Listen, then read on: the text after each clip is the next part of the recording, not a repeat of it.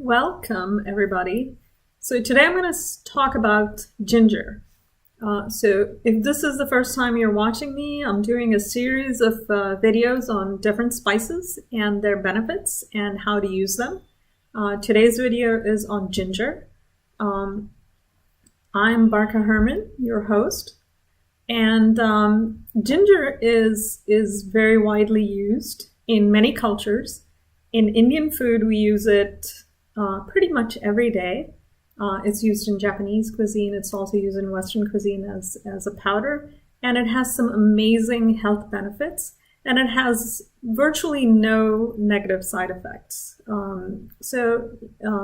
Again, I'm not a doctor, so, please consult your doctor before using anything. But ginger has widely been used in cooking throughout the world, and today we're going to talk about some of the benefits of using ginger. So ginger is a flowering shrub, and it's an ornamental plant. You can find it in a lot of landscaping these days as well.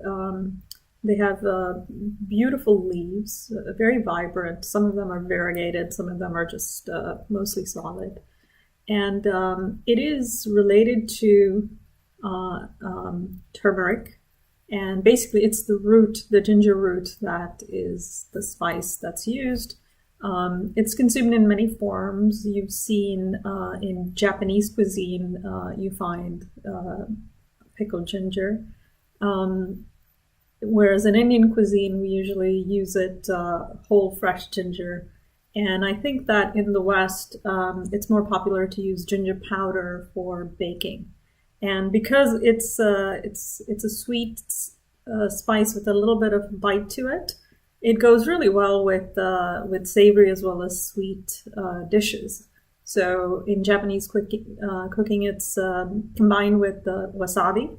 In Indian cooking, it's used in all curries as well as things like teas and desserts. And then, of course, we have gingerbread cookies and gingerbread houses, which are used in the West. So as you can see, it has some amazing uses, so it's widely used. The active ingredient, which has medicinal properties in ginger, is called gingerol. And it's an amazing compound. It is shown in many studies to be anti-inflammatory and antioxidant. Ginger has a long history of being used to cure seasickness. So instead of taking over-the-counter medication, if you're going out for that day on the boat, take some candied ginger with you, and it'll help just as much, if not more. One of the great benefits of using ginger is, in several studies, it's shown to reduce nausea in pregnant women. And as you know, when you're pregnant, you don't want to take a lot of strong medication because everything you eat affects the child. And the studies show that between 1 and 1.5 grams of ginger taken daily reduces nausea in pregnant women. And it's not like a pill. It actually builds up. So you have to, it relieves symptoms shortly after taking. But if you consume it on a daily basis, it actually builds up more resistance to nausea. So which is kind of cool. So ginger has been used in India for digestion. And studies have shown that it actually helps empty your stomach faster. So it actually helps acts as a digestive aid. And if you have illnesses related to digestion, such as bloating, it actually alleviates that. And again, the studies show that it has more effect if you take it consistently. So, in one study that took over 45 days with people with high cholesterol, at the end of 45 days, they had taken about 3 grams of ginger a day, and it showed a significant drop in all the markers related to cholesterol in that study. In another study of people with type 2 diabetes, They showed that taking about 2 grams of ginger every day lowered the blood sugar, their blood sugar by 12%. In one of the studies done with menstruating women who took 1 gram of ginger on the first 3 days of their menstruation cycle, they found that ginger reduced pain symptoms at par with the over-the-counter medication. So you can take ginger instead of the over-the-counter medication to reduce menstrual pain. In some experiments, 6-gingerol, that's the substance, the active substance in ginger that has the medicinal property, has shown to be anti-cancer.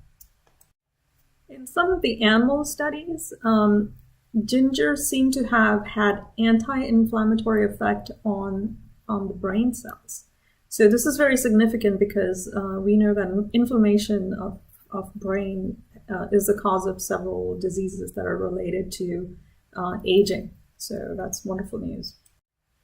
And one more thing, ginger has shown to, gingerol actually, the compound in ginger has shown to reduce the risk of infection when consumed orally.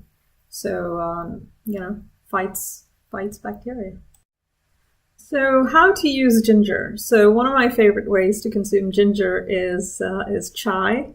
So you make a hot black tea with about an inch of cube of ginger, and you can cut it into smaller pieces for better absorption. But I feel like when I boil it with water, it seeps in quite enough.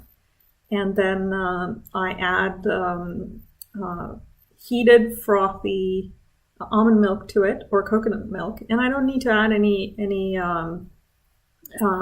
sweetener to it. That's how I consume my chai, and it's delicious. So I also add cinnamon and cardamom to my chai, and it's spicy, it's homemade. I control the quality of the tea leaves I put into it, as well as the spices I add to it. So it's one of my favorite ways to consume ginger. So one quick and easy trick from the Indian kitchen is to, in a small food processor, combine garlic and ginger, small pieces of it, and grind it. And you make a paste, and the paste stays in the refrigerator for several days. You can even freeze it.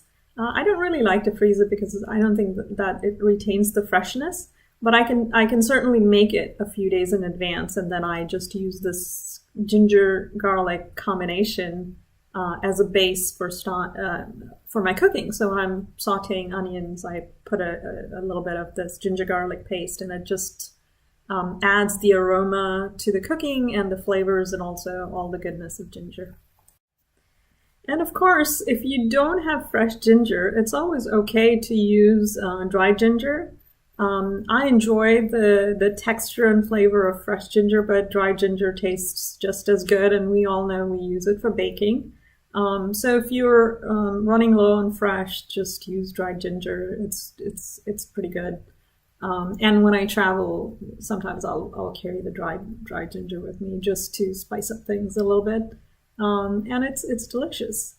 So I hope you will add more ginger to your life.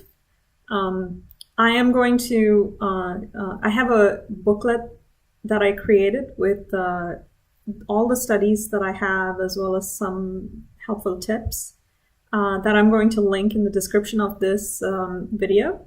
I hope you enjoyed this, and please subscribe to my channel and like and share these videos, and give me some feedback. Tell me what else you want to hear about. I'll be doing more spice series at least once a week, and then I'm also working on a series of what do I eat every day, and this series is going to be just to help out people who are trying to go vegan and incorporate different things in their life, and hope that helps.